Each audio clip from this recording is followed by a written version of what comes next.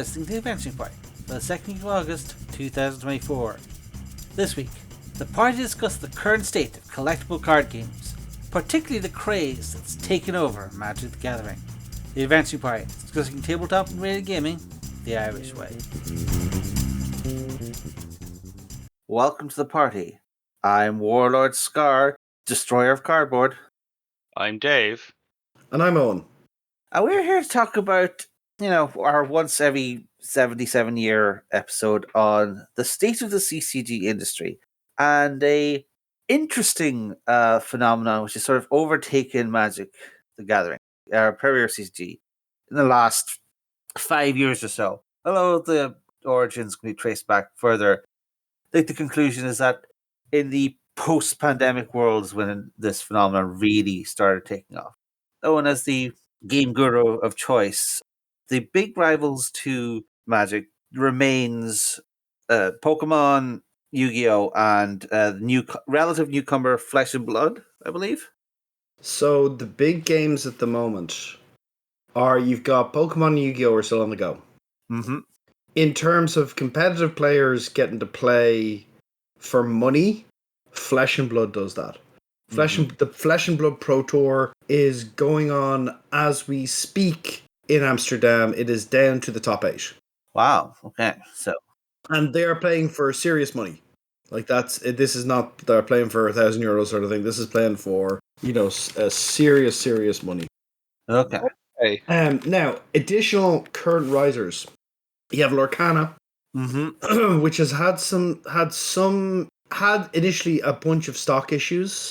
Yeah. They have eased off, and now what they have is functionally the game is actually having some issues because the people who were trying to get into it from a point of view of going, hey, let's make a bunch of money off this. The money isn't there as much. There's still the cosmetic cards and stuff, but their value is dropping down. Now they may go back up if the game stays viable. We'll see. They had to day one kind of completely errata a common because it was ridiculously power crept everything. But we shall see how that one shakes out. Other ones that come up at the moment is you got Star Wars Unlimited. Now I personally, everyone's telling me to get into it, and I'm like, no. I don't trust it because for a bunch of reasons, but they designed 9 sets in advance, and I was like, I'm really worried about that. The art, I'm not a fan, and I think they went for kind of cheapish artists, and that doesn't fill me with confidence. I don't know. It certainly seems cheapish artists. I mean, I feel like most of us older gamers have seen like a half dozen Star Wars TCGs die on the vine. We come and go, yeah. Like this will not be the last card game that like FFG unceremoniously kills off by accident. But the big issue is when you look at this, Asmodee are in a horrific financial situation. Maybe Star Wars Unlimited can dig them out of it, but at the moment it's still having stock issues, which means it's all selling out, which is great. But if they haven't made enough stock for demand, your game dies back a bit as a result of that. So we'll see how it goes. Everyone's very happy at the moment, but the second set is just coming out, so that's the thing. And the organised play isn't starting till next year anyway, which is wild to me. Oh yeah, we'll have organised play in a year and a half. What? Yeah, it's grand. Really? Where we're going? Do they want a bunch of sets out before they start doing organised play? Fair enough, but we'll see how that one shakes out. I do find the topic of how a game should organize its organized play scene relatively interesting because it's also sort of the talk behind our the main topic today, which is Commander Magic. Yeah. I'm going to give a quick shout out, just a couple last CCGs. Digimon, One Piece, Card Fight Vanguard is still on the grow. Huh. And there's Shadowverse, Exiles, and there's Battle Spirit Commander. So there's a couple of lower tier CCGs that are still doing decently. Digimon's a good CCG, but like they're doing slightly different things. They get slightly different ideas about some stuff worth looking at. There's there's some interesting ideas out there for kind of some different kind of card games which are doing certain things a bit differently, trying to handle. A lot of them end up with kind of like lane battlers, a bit like Hearthstone. But hell, Star Wars Unlimited is Hearthstone. And I assume the LCG is dead. No, there are still companies making LCGs, but the problem with LCGs is they work well, but they have a very restricted player base and it gets harder to recruit over time. So LCG's still on the go. You've got 7C, you've got Doomtown, you've got Vampire Eternal Rivals, and you also still have a Vampire the Masquerade on the go. That's still getting cards. You still got Highlander on the go, bizarrely, even if it is one lunatic in a garage printing cards. Though he may have lost. We'll see if he's lost it or not. It's possible it's illegal. I'm not sure how that one's going to shake out. There are actually a large amount of things still out there. Some of them quite niche. But back to Commander, Shane. Yes. Okay. I would assume most of the audience have at least a passing familiarity with Magic. The first really successful CCG really got the concept going. In previous episodes, we talked about how the phenomenon of Magic and Magic clones in the 90s fueled a lot of the gaming industry. And I think to this day, CCGs have an outsized impact over what kind of games, what kind of game companies, rather, have money enough to do their various projects. But yes, Magic has always been the biggest. I think basically, I don't think there's ever been anything that's really caught up to it, and it really has. I don't think it's really like it might have leveled off in the 2010s, but it's still incredibly strong. It's still the majority of WotC's output, and it is still something that their parent company Hasbro really cares about keeping the money pump going on. Now, for most of Magic's history, the foundational model has been the 60 card tournament based formats. Like you pick a tournament format, which basically decides what cards are legal in your format, and you make a deck of 60 cards, up to 4 of each card except for the basic lands. And that was originally made to make their tournaments balanced because they realized very quickly that if they didn't, then the madmen who got bought into the early cards would just make a deck of like 30 Black Lotuses, 30 Fireballs, and the spell that you pay life instead of mana. Channel. Yeah, and just explode everyone, turn 0, and such. So the 60 card format became the basis, and that was the foundational element of it. They eventually brought on the limited format, which is like 40 card decks that you build on the day because people wanted variety. They basically always ran into the problem of the 60 card format was the healthiest, but a lot of people would find it restrictive. When you say the healthiest, just numbers wise, or The one that made the most sense for I build a deck and then we play together with it. Okay. Limit is good, but it is meant to be a break away from the 60 card format. I don't want to be playing the same cards over and over. I want to do a mini deck building every time, and they basically made the format out of that as they went. And enough people like that and are willing to spend the money on boosters on the day to keep trying that. And most people play both. But again, these formats, weren't enough for everyone. Everyone started, not everyone, but like people would come up with their own formats to shake up things because each person would have their own. I don't like this part of 60 card. I don't like this card of 40 card, and the result was, you get these weird formats. And one weird format that came up was something called Elder Dragon Highlander. I believe it was a group of Canadian, no, it wasn't the Canadians, but it was a group of judges, the high level judges who look over tournaments and, answer rules calls. And they decided they wanted a format to basically essentially play between rounds of a game, like when usually or one or two of them might be called away for 2 or 3 minutes in a tournament, but the rest of the time they're just sort of sitting around. So they wanted a slow format that wasn't too competitive, didn't require trying really hard to win, just sort of a casual format to play.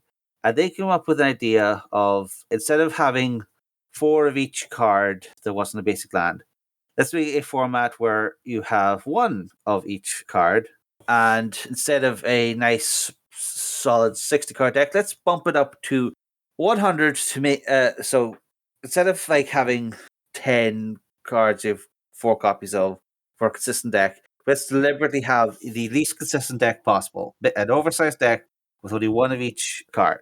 And then they came up with an additional rule because they very specifically wanted people to play those big useless creatures that you never get to play otherwise. So they added something called a commander. Originally, this would the commander would have been one of what are called the Elder Dragons, these sort of big, expensive boss monsters from an early set of the game. Oh, I dimly remember those. Yes, so people like Nicol Bolas or the Victus Asmadi. Well, lots of multicolored requirements. So yeah. Yeah, so the idea was you'd have this card called your commander, and that would be sort of it would define what colors you'd have in your deck, and it would be always be able to play it from outside of the game, but put it in as your big boss monster to make a big splashy experience. And this was their fun thing, and they called it Elder Dragon Highlander because there can only be one of each type of card, and you have an Elder Dragon or some other similar legend. And this format gained popularity. Oh, sorry. The other major thing was it was designed for multiplayer. It was designed to have usually around 4 or 5 players in a game because that's generally how many judges you had at an event. And they would put this together and just have these fun casual games where you're playing big, gigantic spells as you never see anywhere else, or some weird niche combos as you never see in any 60 card game because it was meant to be the opposite of all these really try hard, super optimized decks that they were kept, they were judging at the time. And this format, through the early days of the internet, the idea of the format sort of proliferated as you would, and this became a sort of alternative to the free for all melee multiplayer games that I remember from the early 2000s era, which generally just ended in one player going infinite and exploding the entire board. This slightly this more less efficient format tended to result in better multiplayer experiences for most people. You still got the people who wanted to be as competitive as possible about it, and they have their own thing of printing off, proxies of all the $500 cards and making super big combo decks that can win in turn 2, etc., etc. But otherwise, this format just sort of potted away in the background, slowly becoming the multiplayer format of choice for casual play. And this was something WotC themselves didn't do anything about it first because it was a fan format, and that wasn't their job to do anything with that. It just sort of became a thing that the original judges and players organized and helped spread across time. But they did notice that it was becoming more and more popular, and eventually, someone at WotC, almost definitely Mark Rosewater, just kind of got it something in his craw about. Okay, so we're doing all of these optimized card releases for. We tend to listen an awful lot to the tournament players. The tournament players who want their 60 card decks and they want balanced cards and interesting interactions and cool, efficient ways to win the game and, interesting limited formats for when we play that.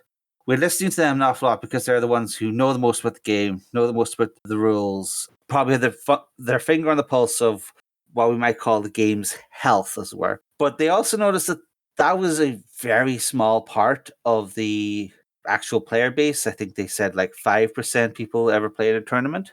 And they got this idea in the head that there was this wide blue ocean of what they called kitchen table players. People who put together whatever cards they had, made whatever decks they wanted, and were just playing away casually. And just over time, the feeling built up. How do we reach those people? How do we make a product for them? And eventually, printing silly rules mini games on the special bonus card and the booster wasn't quite getting through to them. Various interesting little products would have been tried over the years, but the one that they tried eventually is they decided to make an official Elder Dragon Highlander game. They made official Elder Dragon Highlander decks, 100 cards, variety things, and they called this Commander. And this was not terribly optimized decks, but built in the spirit of Commander. And these products started selling really well.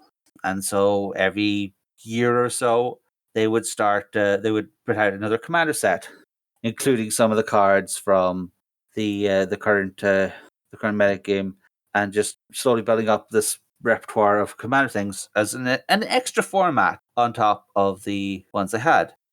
And then we get to 2020 and the pandemic, and something odd happens. First, they can't host tournaments. So tournaments, since you have to buy down, there's a much bigger emphasis on what's in Magic the Gathering Arena, their online format. But also, just because players can't get together at game stores anymore for casual Magic, what tends to happen is that people are going to have to play at home or in small groups of people who are willing to be exposed to each other.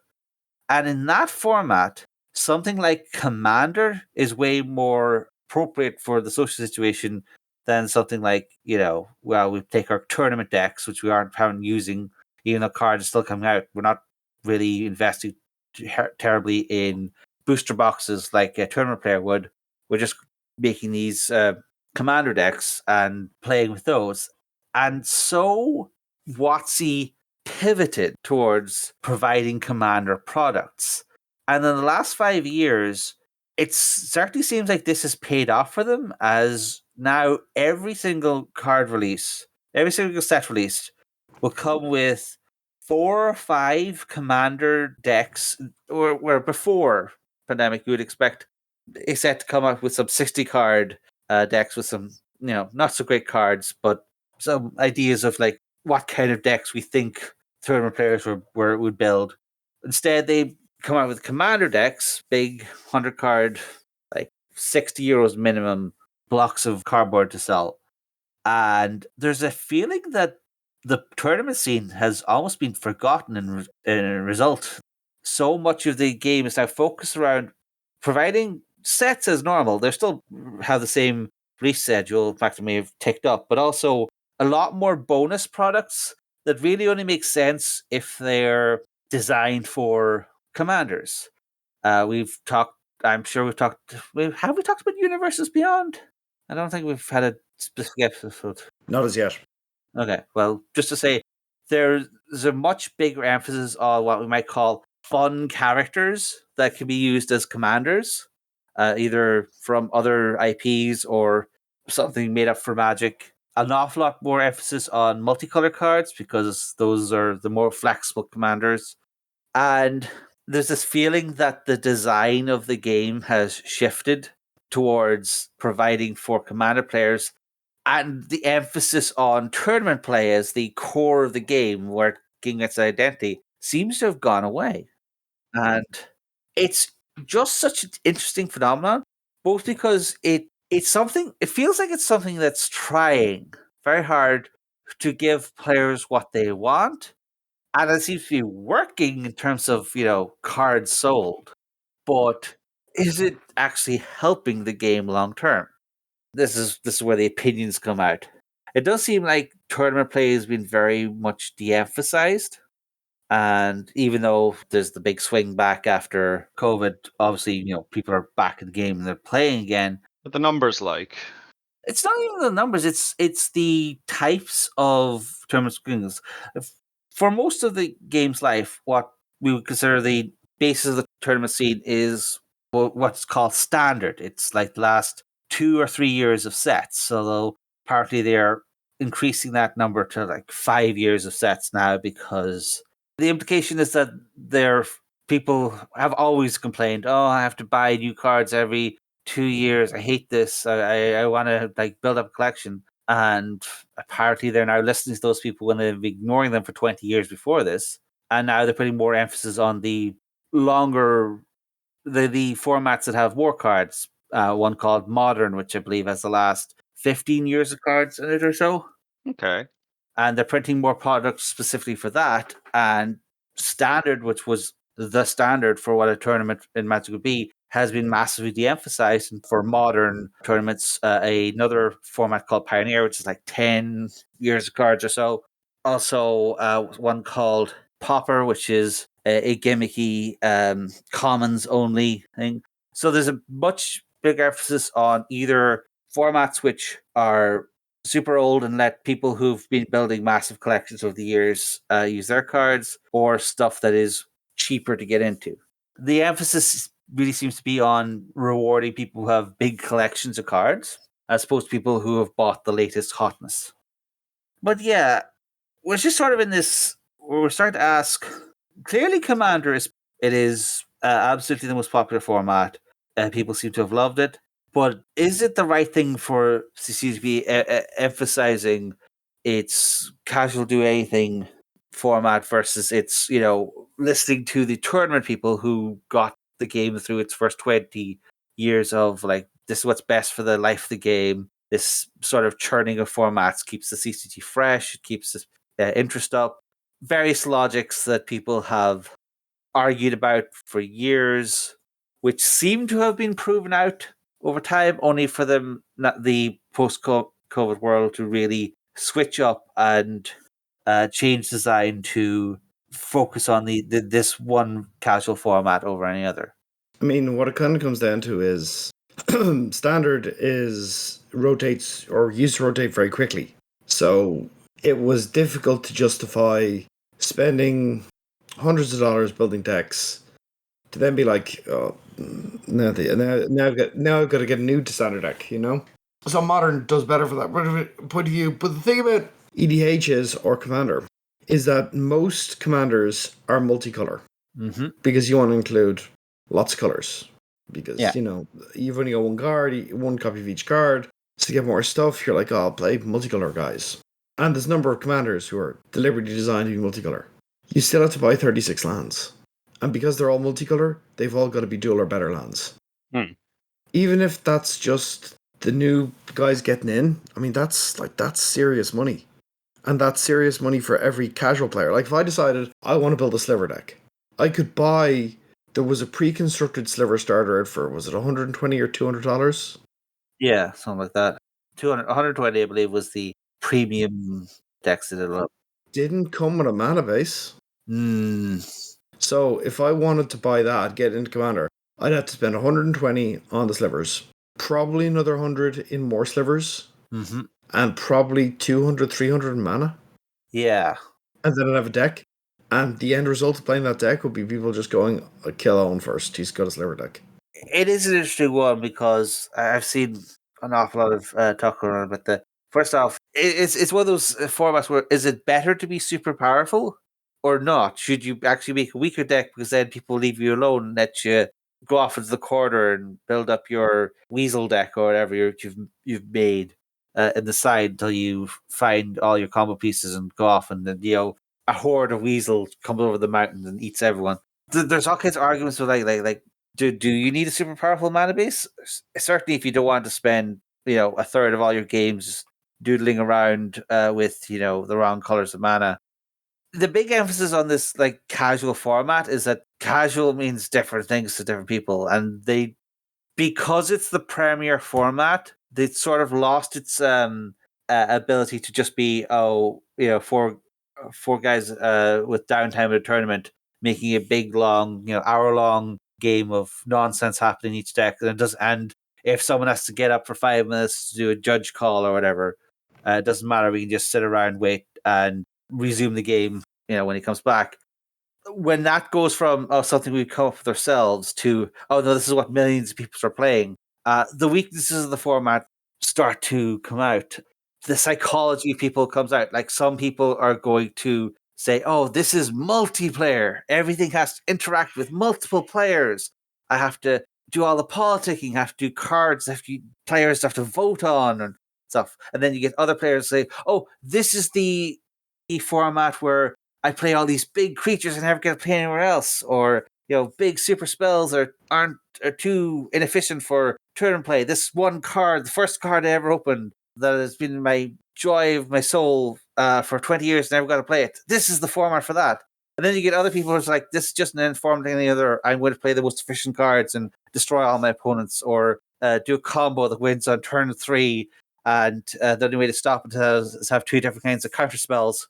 You're going to get all these people in the mix, and because it's a casual, loosey-goosey format, there's very little way to filter those people. People have to essentially try to self-filter, like, well, I'm happy to be in this cutthroat counterspell war competitive table, but can I get my own group of people like that? Whereas the person who has bought a €50 pre-constructed deck 10 minutes ago, what table do they go at? There's no way to signal, oh, this is the appropriate table for me, this is the level we should be at. And because, it is a multiplayer format where, players can gang up on each other or not, just looking at a list of cards is not going to tell you you should go here or you should go there, because, it's very possible for the big competitive deck to, well, any deck in Magic can get mana screwed or whatever. That's sort of the thing. But the variance compounds on variance compounds on variance. And for a lot of people, that's the appeal. But as the premier element of the game, it's a different paradigm than what we're used to. We're used to people making as efficient decks as they can, experimental decks showing up to try to disrupt the meta. Everything being based around like what's good for the health of a tournament scene, which not as many people in the game worried about, but it seemed to have been fine for 20 years. It's the unanswerables that are things. It's like, because these were the silent majority who were apparently buying cards occasionally enough to make decks and have fun on their kitchen tables, were we ignoring a massive part of the player base, or were they just happy as they were, and then we gave them everything that they thought they wanted, and now has that made things better? It's a whole bunch of hypothetical questions that uh, I don't think there are any solid answers for, but there are an awful lot of opinions. Yeah. I think it sells a lot of cards to people who otherwise don't buy crazy amounts of cards. So that's good. It mobilizes some of their kitchen table player base, which is good for them. It's inherently a format that's not as bad, doesn't need to be as closely balanced.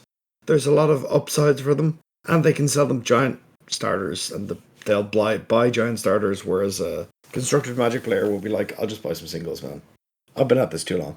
Mm. Yeah.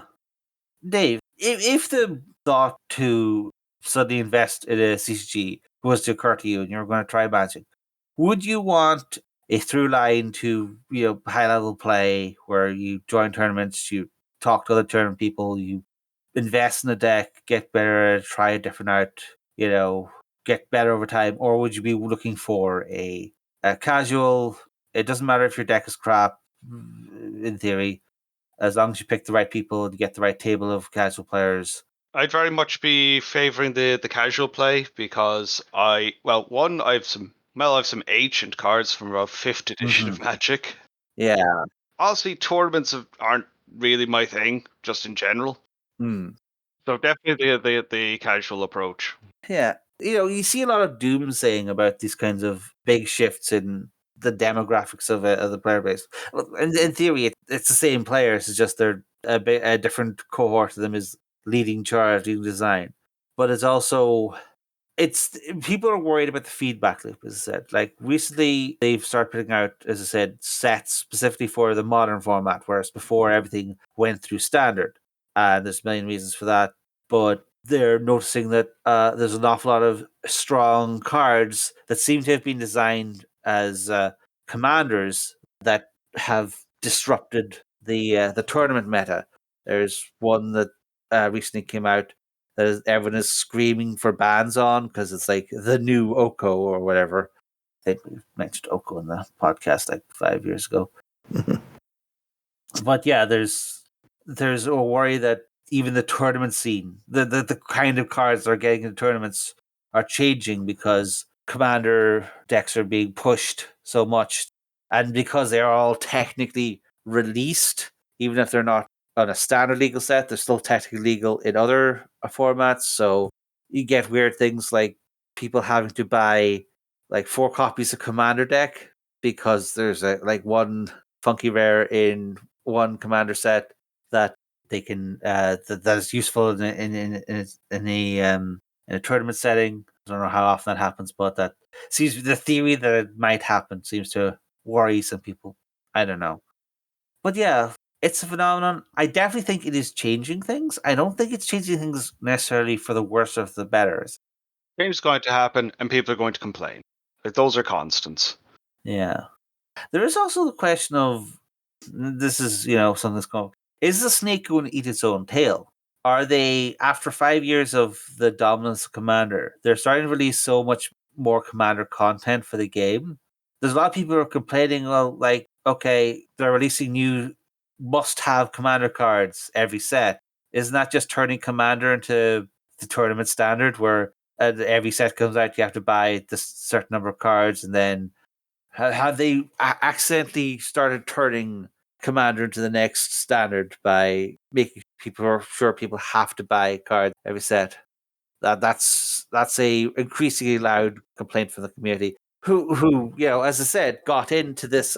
Particularly the older Commander players got into this by picking some crap legendary rares from their card collections, which might stretch back 20 years, and putting them together in a deck and shuffling up.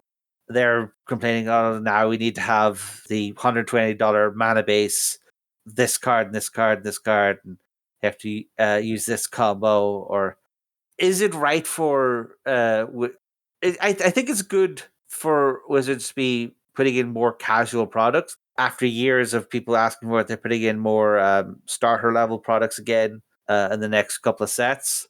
But does the Eye of Sauron corrupt automatically? Does just the fact that they're putting emphasis on something, does that going to inevitably push it too far?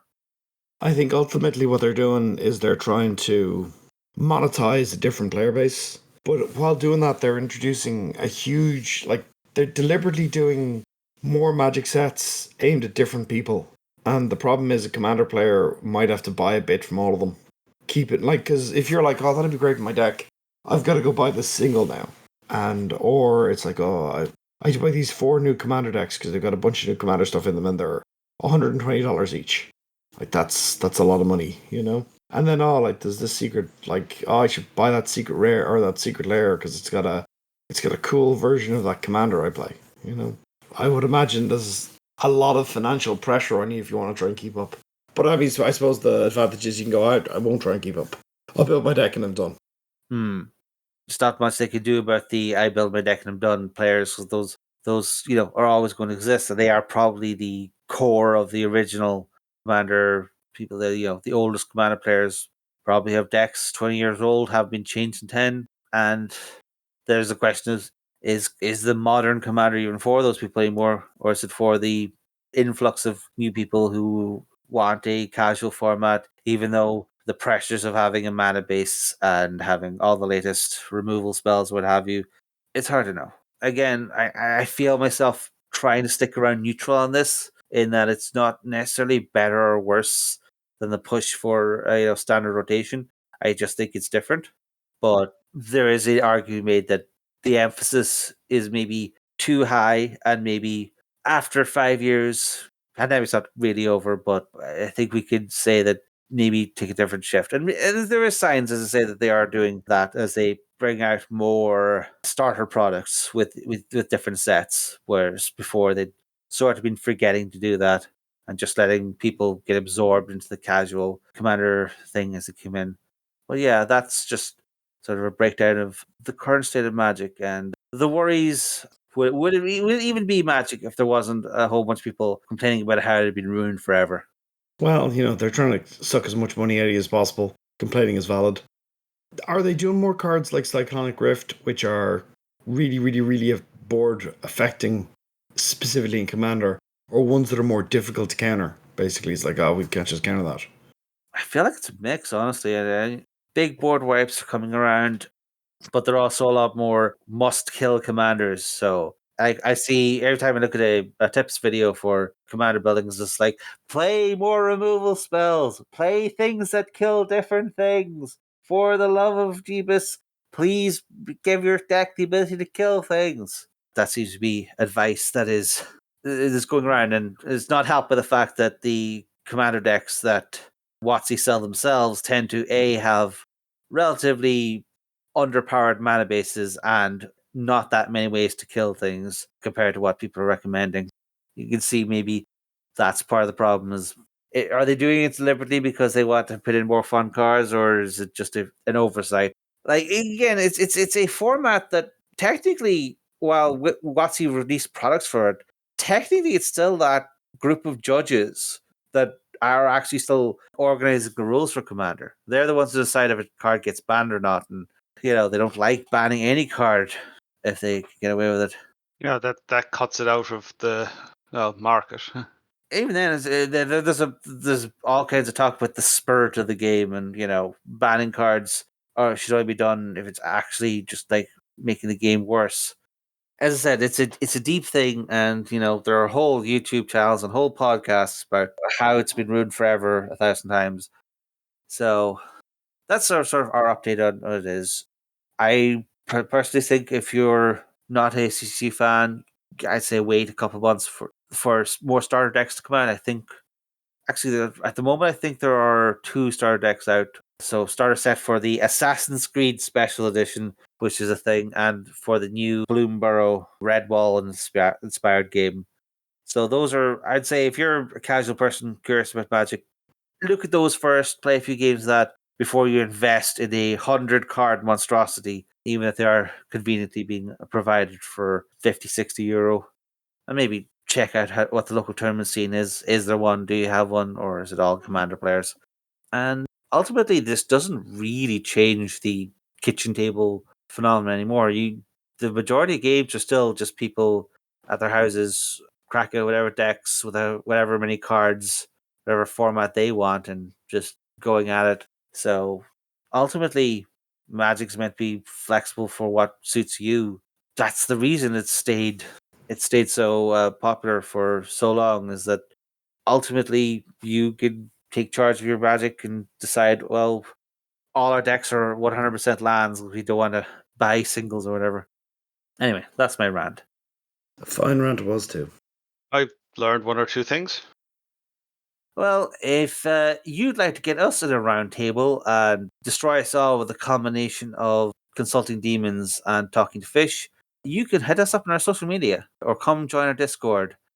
But for now, this party's over.